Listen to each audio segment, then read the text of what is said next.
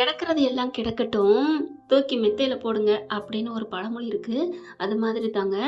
இங்க சுரேஷுக்கும் மதிக்கும் ஏதோ ஒண்ணு ஏற்பாடு பண்ணிவுட்டு, ஏதோ ஒண்ணு என்ன ஃபர்ஸ்ட் நைட்டு தாங்க. வாயளவுல ஃபர்ஸ்ட் நைட்ட ஏற்பாடு பண்ணி, அப்படி இப்படின்னு அதை இதையும் சொல்லி, ஆனா தங்கராஜு சொன்னது என்னமோ ஒரு விதத்துல கரெக்ட்ன்னு தான் சொல்லணும். நம்ம ஒரு அடி அடிச்சா அவன் 10 அடி அடிப்பான். நாம ஒரு அணைப்பு பேசினா அவங்க 10 அணைப்பு கொடுப்பாங்க. ஒரு அதட்டு பேசினா அவங்க 10 அதட்டு ஓங்கி பேசுவாங்க அப்படிங்கிற மாதிரி சொல்லி முடிக்கிறாருங்க. அதோட அதான் நான் சொல்ல வரேனே, அவங்களுக்கு அந்த தான் பொண்டாட்டி மேல ஒரு ஆசை வருதுங்க. வாடின்னு கையை பிடிச்சி இழுத்துட்டு போறாரு. ஏண்டா உனக்கெல்லாம் சோமா ஏன்னா வேமா சோசு இல்லையா? காரியம் ஆகணும்னா காலப்புடின்னு சொல்லுவாங்க இல்லையா? அந்த மாதிரி பொண்டாட்டியை வெக்கமே இல்லாம கூப்பிடுறான்.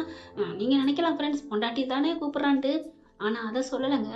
அன்னைக்கு வேணான்னு சொல்லிட்டு வீட்டை விட்டு வெளில துரத்தி கதவை சாத்தினில, அப்போ இப்போ காரியான்னு கூப்பிடுறியா?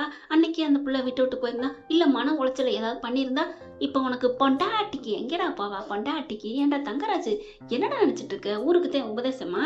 உன் மச்சானுக்கு அப்படி அட்வைஸ் அள்ளி பொழிகிற. ஏன்னா நீ பார்த்து வச்ச கல்யாணம் ஃபெயிலியர் ஆகக்கூடாதுன்னு. அப்போ உன் பொண்டாட்டி மேல அவ்வளவுதான் மதிப்பு மரியாதை. ஏண்டா உனக்கு தேவைன்னா யூஸ் பண்ணிக்குவ. அந்த பிள்ளையும் பாவங்க, அவன் சொன்ன மாதிரியே புருஷங்க அன்பா இருந்தா 10 அன்பை காமிப்பாங்கன்னு சொன்னாங்க இல்லையா? கொஞ்சோன்னு வந்து பேசணும்னா சிரிக்குது ரேவதியும். பாவங்க, நல்ல மனசுங்க அந்த பிள்ளை. எனக்கு ரொம்ப அந்த பிள்ளை கேரக்டர் பிடிக்குங்க. அதுக்கப்புறம் அவர் கொஞ்சம் போகையில் தனியாத்தான் கூட்டி கொண்டே வச்சு கொஞ்சுறாரு. எனக்கு சிரிப்பு சிரிப்பு தாங்க வருது.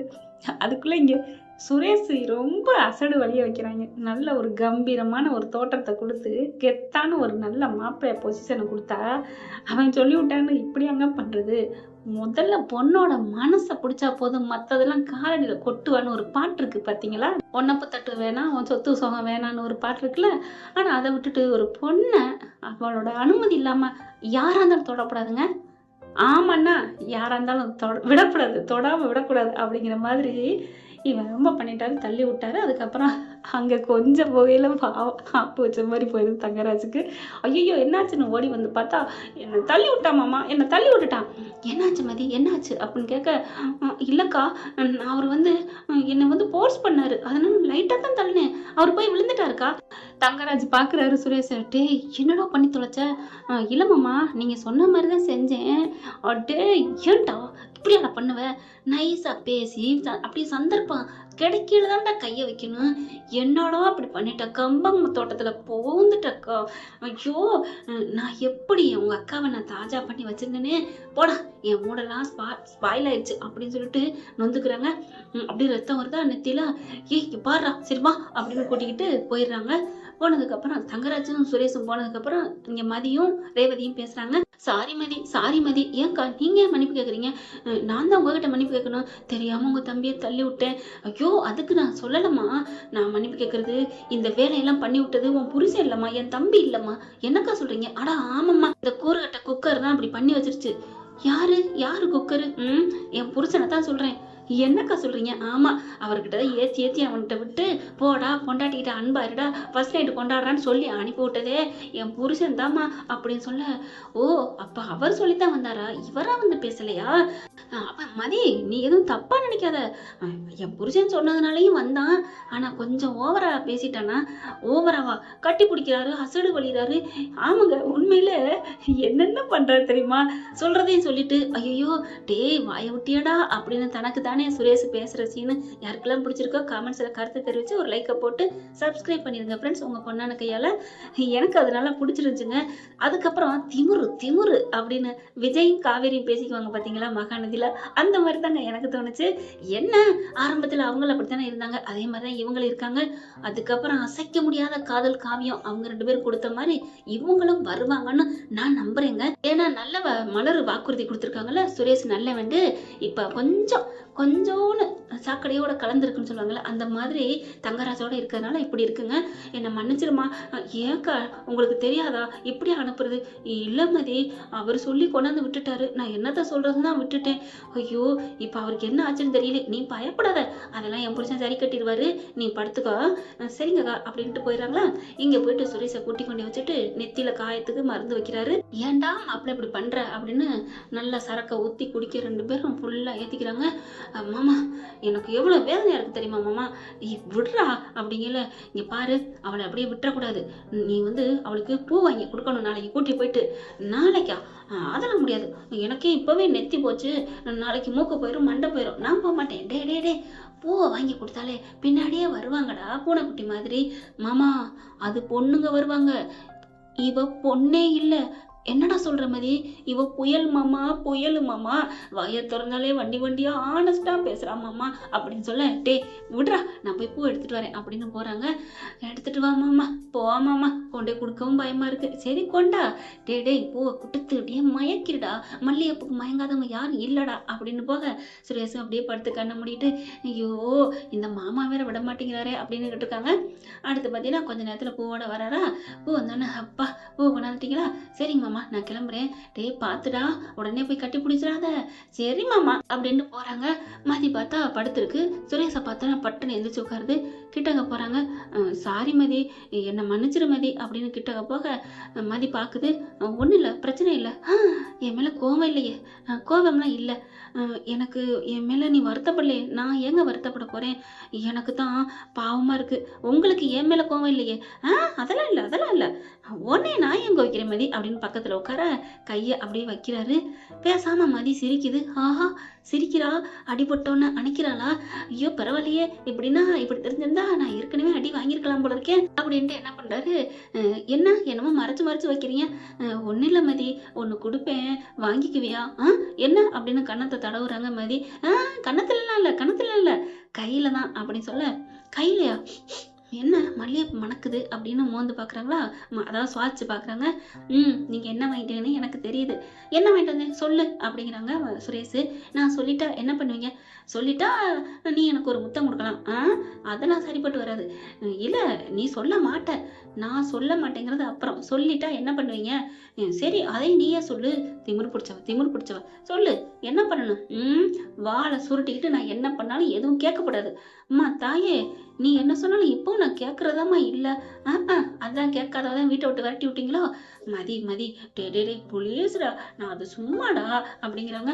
அதுவும் இல்லாம நீ சொல்றத நான் கேட்பேன்டா, நான் கேட்காம இருக்க போறேன், எனக்கு என்ன காதா செவிடு அப்படின்னு பாக்குறாங்க. ஜோக்கு அப்படிங்கிறாரு. அதுக்கப்புறம் சரி சரி நீங்க பூ வாங்கிட்டு வந்தீங்கன்னு எனக்கு நல்லா தெரிஞ்சிருச்சு, எப்படி மதி கண்டுபிடிச்ச, எப்படி கண்டுபிடிச்ச, என் மூக்காலதான், ஓ வாசனை தெரிஞ்சிருச்சா அப்படின்ட்டு, இந்தா உனக்கு அதை நான் வாங்கிட்டு வந்தேன், எப்ப போனீங்க, என்ன நல்லா சரக்கு வாசனை வருது, பூ வாசனை இருக்கும் சரக்கு வாசனை தெரியாம இருந்திருக்கு. இல்ல மனவேதனையில இருந்தேன்னா மாமா தான், நான் இல்ல மதி, நான் இல்ல, நான் டூட்டி பாக்குறேன், இதெல்லாம் குடிக்க முடியுமா என்ன, திரும்ப நான் வச்சு விடுறேன், இல்ல அதெல்லாம் வேணாம் ப்ளீஸ் மதி ப்ளீஸ், வேணாம் அப்படிங்கிறாங்க. அப்போ என் மேல உனக்கு வருத்தமா, ஐயோ அப்படிலாம் இல்லை, அப்புறம் ஏன் வேணாம் வேணான்னு சொல்ற, ஒரு மனுஷன் இதை விட எவ்வளவுதான் இறங்கி வர்றது அப்படின்னு சொல்லிட்டு அப்படியே திரும்புறாங்க. இப்போ என்ன பண்ணணும்னு நினைக்கிறீங்க, நான் இப்போ என்னதான் பண்ணணும் அப்படிங்கிற இவர் என்ன பண்றாரு, சுரேஷ் கொஞ்சம் இறங்கி வந்திருக்கா, விழுந்துடுறா காலில் கைப்புள்ள அப்படின்ட்டு, மதியம் என்னை மன்னிச்சிருன்னு காலில் விழுகிறாரு. ஐயோ ஏன் காலில் விழுகிறீங்க, எந்திரிங்க எந்திரிங்க அப்படின்னு சொல்லி எழுப்பி விடுறாங்க. இளமதி என்னை மன்னிச்சிரு மதி அப்படின்னு சொல்லிட்டு, நான் பூ வைக்கட்டா, சரி வச்சுக்கோங்க அப்படின்னு தலையை திருப்ப, ஐயோ இவ்வளோ சீக்கிரம் மனசு மாறிட்டாலே, இதைத்தான் மாமா சொன்னாரோ, பார்த்து பக்குவமா பேசுடான்ட்டு அப்படின்னு தலையில பூ நிறைய வைக்கிறாங்க. மதி அப்படின்னு அந்த தலை அந்த பூவுல மூந்து பாக்குறாரு. ஆஹா அப்படின்னு சொல்லிட்டு அதுக்கப்புறம் அப்படியே திருப்புறாங்க. மதி சாரி அப்படிங்கிறாங்க. பரவாயில்லங்க இருக்கட்டுங்க, ஐ லவ் யூ மதி, பரவாயில்ல இருக்கட்டும், என்ன மதி எதுக்கு எடுத்தாலும் பரவாயில்ல இருக்கட்டும்னு சொல்ற, அப்புறம் என்ன சொல்லணும், நீ ஐ லவ் யூ சொல்ல, அப்படியா, ஐ லவ் யூ சுரேஷ், ஐயோ சந்தோஷமா இருக்கே அப்படின்னு அப்படி இருக்க முத்தம் கொடுக்க, கரெக்டா பாத்தீங்கன்னா தங்கராஜ் டே விடுறா என் கையை விடுறா என் கையை விடு அப்படின்னு திடுக்குன்னு எந்திரிக்கிறாரு. மாமா நீங்களா, டேய் என்னடா நான் பூ எடுத்துட்டு வரக்குள்ள கனவா, இல்லை மாமா ஒரே மயக்கத்துல தானா, நான் கற்பனை பண்ணிட்டேன் மாமா. என்னடா கற்பனை, முத்தம் எனக்கு கொடுக்குற பார்த்தா முத்தம் மொத்தத்தையும் மதிக்கு கொடுத்துட்ட போல இருக்கு, போ மாமா வெக்க வெக்கமா வருது, நீ சொல்லுடா நிஜமா முத்தம் கொடுத்தியா, ஆமா மாமா எங்கடா கொடுத்த, கையில தான் கொடுத்தேன், அடைச்சே கற்பனையில் கூட கையில் தான் கொடுப்பியா, வேற எதில் கொடுக்க மாட்டியா? இல்லை தலையில் கொடுத்தேன் மாமா. அதுக்கப்புறம் டே டே டே ஐயோ அப்படின்ட்டு இந்தா பூவை கொடு, இந்த வாங்கிக்க, பூவை கொண்டு போய் கொடுத்துட்டு நீ இப்போ கற்பனையில் கண்டில்ல மாமா கனவு, சரிடா கனவு கண்டதை போய் அங்கே போய் செய் மாமா. மறுபடியும் ஏதாவது பண்ணிட்டானா? அதெல்லாம் இனிமேல் பண்ண மாட்டா, அதெல்லாம் ஐடியா பண்ணிட்டு வந்திருப்பா, என் பொண்டாட்டி சொல்லியிருப்பா, நீ போ அப்படின்னு சொல்லி அனுப்புகிறாங்க. ஐயோ சிங்க கோய்க்கல, பட்டினியாக கிடக்கிற கோய்க்கல, மான்குட்டி அனுப்புகிற மாதிரி என்னை அனுப்புகிறானே மாமா அப்படின்னு உள்ளறப்போ அட போடான்னு கதவை திறந்து சாத்துவாங்களே அந்த குறையா சாத்தி விட்டு போறாரு. ஏன் வேதனை, ஏன் என்னோட வேகம் தெரியாம புரியாம நடந்துட்டு இருக்கான். ரேவதி ரேவதி கண்ணு, இஞ்சி இடுப்பலை கண்ணு அப்படின்னு அவன் போறாருங்க பொண்டாட்டியை தேடிக்கிட்டு.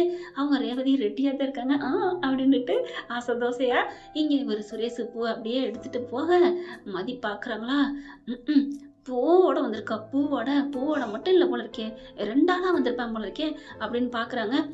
பார்த்தோன்னே முறைக்கிறாங்களா, ஐயோ இவன் முறைக்கிற முறைப்புல நம்ம பஸ்பமாயிரும் போல இருக்கே. மாமா நீ என்ன சொன்னாலும் சரிடா, நான் ஒன்றும் பண்ணலை அப்படின்னு பூவை கொண்டு போய் அங்கே மேலையில் வச்சுட்டு போர்வை எடுத்து போத்திக்கிட்டு குப்பறக்க படுத்துடுறாரு. மதி பார்க்குது, அப்பா புத்தி வந்துருச்சு போல இருக்கே, ஆனால் பாவம் தலையில் நெத்தியில் அடிபட்டுருக்குல அப்படின்னு பார்க்குறாங்க. காலையில் எந்திரிச்சோடனே சுரேஷ் வராங்க. சுரேஷ் வந்த கையோட பார்க்குறாங்க. விடிஞ்சதும் இங்கே தங்கராஜு அவரும் சந்தோஷமாக குஜாலாவாக குளிச்சுட்டு தலையை தோட்டிட்டு வராரு. சுரேஷ் எந்திரிச்சு வர, என்னடா என்ன நடந்துச்சா, குஜாலாவா மஜாலாவா? ஐயோ மாமா கிட்ட எதுவும் சொன்னால் ஏதாவது பேசுவாரே, இப்போ என்ன பண்ணலாம் அப்படின்ட்டு. ஆமாம் மாமா. ஐயோ ஜாலியோ ஜிம்கானா, வாழ்க்கையை தொடங்கிட்டியடா.